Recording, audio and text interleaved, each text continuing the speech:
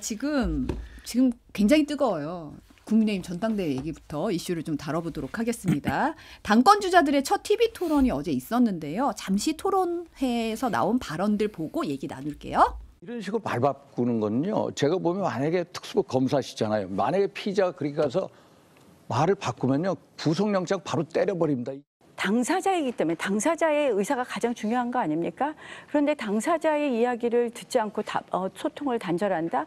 이건 매우 정치적 판단이 미숙하지 않나 이렇게 생각을 합니다. 말씀하신 내용이 진위가 아니었다고 생각해요. 제가 사적인 연락에 대해서 답하는 것 자체가 이거는 오히려 분란의 소지가 될 수 있다고 본 겁니다. 오늘은 일단 거기에 대해서 집중하고 거기에 대해서 저희가 언급을 일단은 중단하겠습니다. 아니 후보님 중단하실 게 아니라 먼저 거짓말을 하셨잖아요. 그래놓고 중단하는 건 얘기가 안 되는 것이고요. 누군지 네. 두 분은 어떻게 보셨는지 좀 궁금한데 어디에 주목을 좀 하셨어요? 일단 이 토론회를 보기 전에 전반적으로 다들 관심을 가지셨을 포인트가 그런 거일 거예요. 한동훈이라고 하는 정치인이 같은 당내의 다른 정치인들과 TV 토론하는 게 처음이잖아요. 그렇죠. 과거에 이제 2월 6일에 관훈 토론을 했었고 네. 관훈 토론은 지금 이제 저희 스튜디오보다도 훨씬 더 가까운 거리에 질문하는 분이 계시잖아요. 그리고 아주 수십 년 경륜 있는 언론인들께서 날카로운 질문을 던지시는 건데 그때 한동훈 당시 비대위원장이 상당히 선방을 했다는 평가를 받았습니다. 근데 그것과 별개로 같은 당의 정치인들인데 또 그 전당대회 토론은 선을 잘 지켜야 되는 어려움이 있어요. 본인이 많은 공격을 당해도 하고 싶은 말을 다 할 수가 없는 게 전당대회 토론입니다. 왜?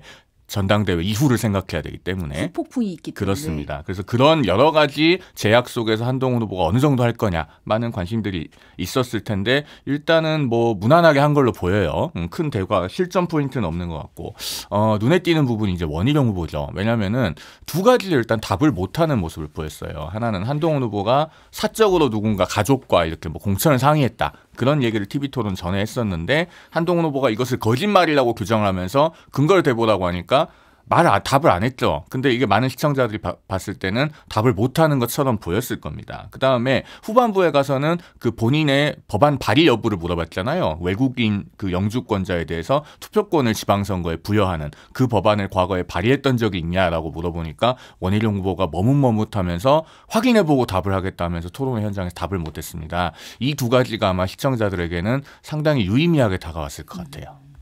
저는 이제 두 가지 키워드로 정리를 했는데 앞서 이제 한동훈 위원장이 공천 때 가까운 사람들, 뭐 측근, 뭐 외가 쪽을 이제 처가 쪽을 얘기를 하는 거죠.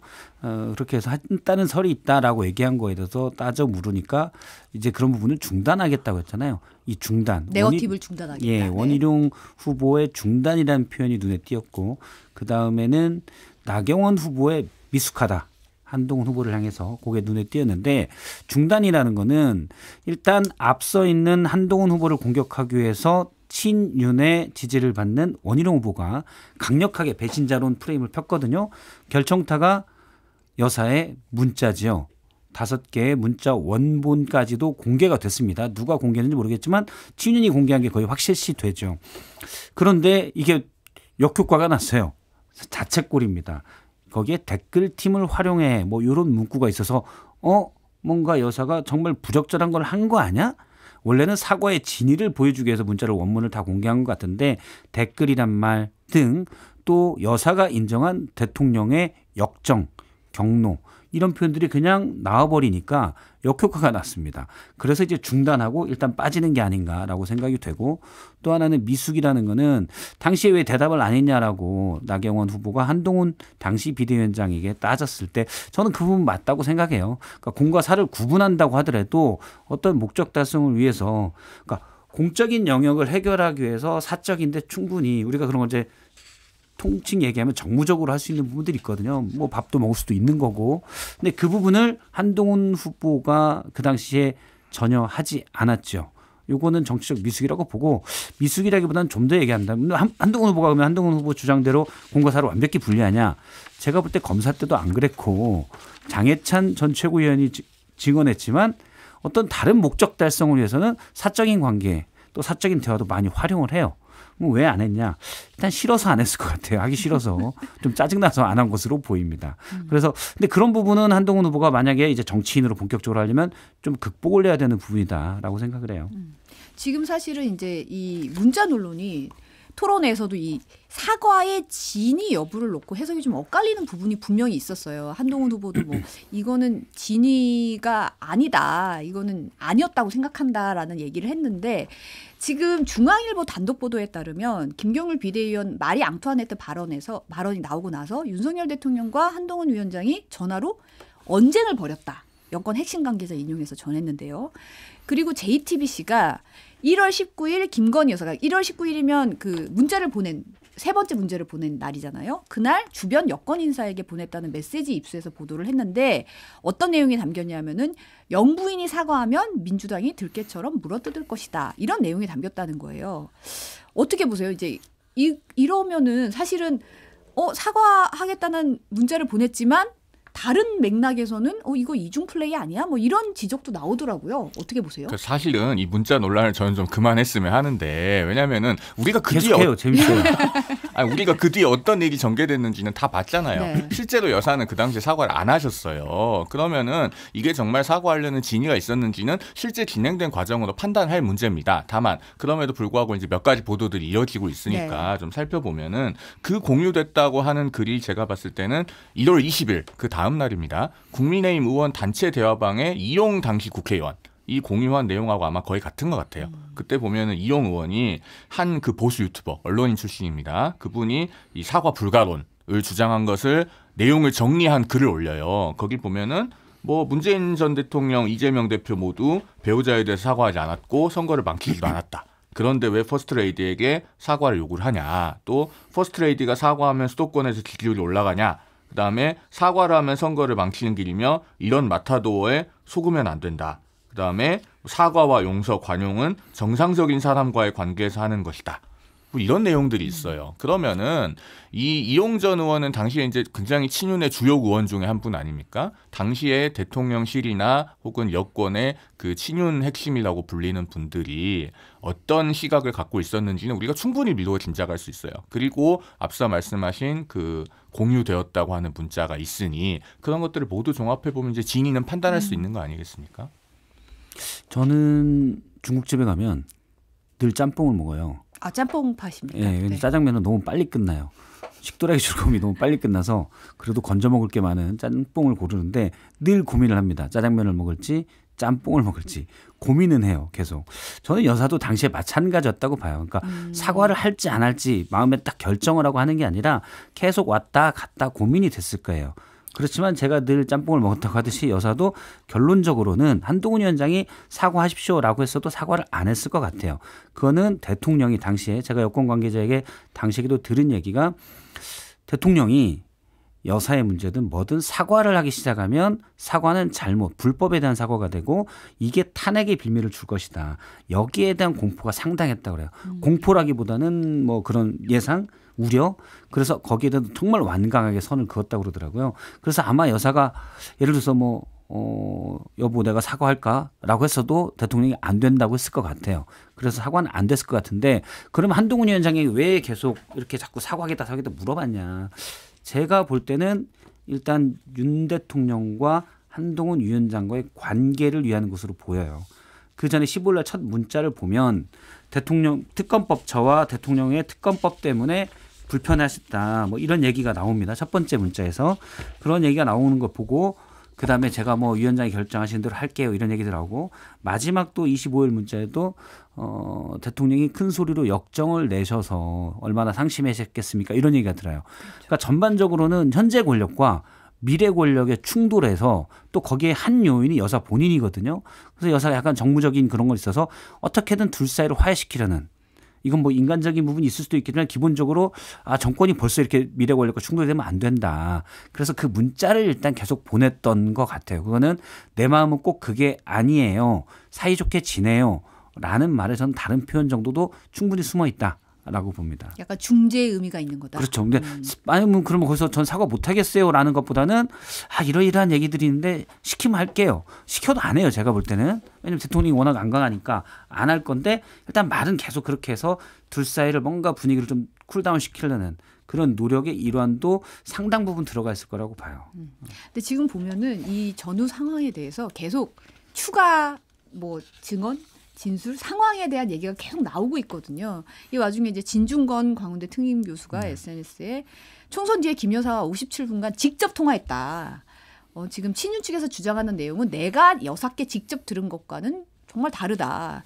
얘기를 들어보면 사과 의향이 있었는데 주변에서 굳고 말렸다는 취지였고 이제 뭐 지금도 같은 맥락이에요. 한번 사과를 하면 계속 해야 된다. 그때 진 교수께 전화를 걸어 조언을 구할까 하다 말았는데 지금 와서 생각해보니 후회스럽다고 했다. 앞으로 이런 일이 생기면 전화를 드리겠다고 했다는 거예요. 어떻게 보세요? 마음은 그렇죠. 근데 당시에 진 교수님한테 만약 진 교수님한테 조언을 간간히 구한 것으로 제가 알고 있거든요. 그때는 아니었겠죠. 근데 진 교수님이 진 교수는 거의 100% 사과해야 된다고 얘기했겠죠. 그래도 안 했을 겁니다. 한동훈 위원장 얘기대로 한동훈 위원장의 얘기를 왜 직접 문자로 들어야 됩니까? 한동훈 당시 위원장이 여러 경로로 국민 눈높이에 맞게 해야 된다는 얘기를 했었거든요. 그럼 사과라는 뜻이잖아요. 그리고 앞서 이제 처음에 앵커가 지적하신 대로 1월 17일 날 마리 앙뚜아네트 발언이 있은 뒤에 1월 19일 사이에 대통령과 큰 소리로 언쟁을 벌였다고 중앙일 보도가 있었잖아요. 언쟁은 어쨌든 여사의 사과 문제 때문 아닐 겁니까? 그럼 대통령과 한동훈 비대위원장이 의견이 다르다는 건 그냥 알 수 있잖아요. 뭐 어린아이들도 알 수 있는 건데 왜 여사가 자꾸 한동훈 위원장한테 어떻게 할까요? 물어보는 의미 없는 행동이거든요. 사실은. 저는 마찬가지로 봐요. 그러니까 당시 진 교수님은 분명히 사과하라고 했을 텐데 조언을 구했다면 그래도 여사는 사과는 안 했을 겁니다. 네. 뭐 진중권 교수께서 없는 얘기를 지어내서 하시지는 않았을 거라고 보는데 어쨌든 이 말씀을 하신 시점은 시차가 좀 있는 거잖아요. 1월 중순 하순 당시의 일이 아니고 더 지나서 이제 그 대통령 배우자로부터 그런 이야기를 들었다라는 건데 그럼 어쨌든 그 당시에는 의견을 묻지 않았고 그 당시에는 사과도 하지 않았어요. 결과적으로. 그러면 이 사건은 굉장히 심플한 겁니다. 문자가 몇 개 갔지만 한동훈 전 위원장은 대통령실을 통해서 공적인 통로로 사과가 필요하다는 의견을 계속 전달했고 실제로는 사과가 안 되고 오히려 사퇴 요구를 받았고 그런 일들이 있었던 거예요. 그런 거고 지금 이 문자 논란의 이제 본질은 왜 이 시점에 와서 이런 얘기가 나와서 우리가 이런 이야기를 하고 있는가입니다. 사실은 굉장히 사안을 단순화시켜 보면요. 이걸 보고 계시는 시청자들이나 또 국민의힘 당원들이나 국민들이나 이런 의문이 있을 거예요. 아니 그러면 이 문자 메시지를 가지고 자꾸 공격을 하는 사람들은 당시에 김건희 여사의 문자 메시지에 대해서 단문을 했으면 당대표 자격이 있고 단문을 안 했으면 당대표 자격이 없다는 거냐. 굉장히 국민들께서 수긍하기 어려운 종류의 의문을 던지고 있는 소재거든요. 그리고 그러면서 이 사안으로 당이나 대통령실이나 얻는 게 없어요. 자, 대통령은 5월 9일에 2주년 기자회견에서 이 가방 문제에 대해서 사과를 하셨습니다. 그런데 그 사과는 이제는 이 문자 논란으로 인해서 희석돼 버리고 당시에 사과 안 했었지라고 하는 것만 다시 국민들께 환기가 되고 있어요. 이게 얻는 게 뭡니까? 이게 지금 어떤 거랑 비슷하냐면요. 축구에서 자기 팀 그 투톱 공격수한테 패스하기 싫다고 뒤로 백패스하는 거예요. 그렇게 백패스 3번만 하면 우리 편 골문 앞에까지 옵니다. 자칫 잘못하면 이거 자책골 돼요. 그러니까 지금이라도 정말 국민의힘에서 이 문제를 제기하셨던 분들 그리고 공격의 소재로 전당대회에서 활용하고 계시는 분들 그만하셔야 된다고 생각합니다. 정확한 지적이신 것 같아요. 지금 볼이 골대 쪽으로 가고 있는 것 같아요. 그래서 이미 골이 자책골이라고 아까 표현하셨는데 네. 거의 뭐 자책골 거의 확실시 되고 있는 것 같아요. 저는 이제 어떻게 보면 여사가 비대위원장에 문자를 보냈다 야권에서는 이게 국정 개입이다라고도 하지만 그것만으로는 왜냐하면 사건의 당사자가 여사기 때문에 비대위원장에게 그 전에 친분도 있어서 의견을 구할 수는 있다고 봐요. 그거는 뭐 사실 제가 정확히 공과사를 나누면 애매하지만 의견을 구하는 것 자체는 할 수 있는 일이라고 보는데 이 문자 파동이 드러낸 사실이 있습니다. 그러니까 여사가 좀 이게 이제 어제 토론회에서 한동훈 위원장이 당시 상황에 대해서 내가 다 공개하면 정부가 위험해진다라는 표현을 썼어요. 제가 알기로는 뭐 반은 추정이고 반은 또 관계자에게 듣기도 한 얘기인데 다 까볼까요? 이 얘기거든요. 다 까보면 우리 다 큰일 나. 뭐 이런 뉘앙스죠. 적어도 그런 위협을 할 때는 이제 나도 큰일 날 수 있지만 당신네들이 훨씬 더 큰일 나라는 함축의 의미를 담고 있는 것으로 보이는데 그러면 저는 이게 하나의 방증 그러니까 여사가 이런 본인이 당사자로 엮인 뭐 공적인 일이기도 하지만 사적인 것도 있는 그런 게 아니라 정말 공적인 얘기를 사적으로 하는 예를 부적절한 민원이랄지 이런 문자도 충분히 있지 않았을까라고 강한 의심이 됩니다. 한동훈 위원장의 그 발언은 정부가 위험해질 수 있다라고 한 발언은 그걸 암시하는 거라고 봐요. 그러면은 이런 것들이 사실은 여사의 부적절한 국정에 대한 개입에 대한 방증으로 될 수가 있고 이 부분에 대해서 이제 야권이 따져 묻겠죠. 설마 그랬겠어요. 근데 지금 이제 야권에서 자꾸 무슨 뭐 국정 개입이니 당무 개입이니 이런 걸로 이제 프레임을 확장시키려고 하는데 그런 소재를 제공한 것이 지금 당내의 누군가이기 때문에 그 부분이 매우 우려스러운 거예요. 누군가는 그 특정 언론인께 문자 메시지를 제공하거나 보여줬으니까 이게 CBS에서 최초 보도를 하지 않았겠습니까? 그렇기 때문에 이제는 정말로 그분도 스스로 좀 책임을 통감하셔야 되고 다른 후보들도 그만해야 된다라는 말씀 거듭드립니다. 근데 이제 설마가 잡은 사람이 많더라고요. 꽤 많습니다. 네.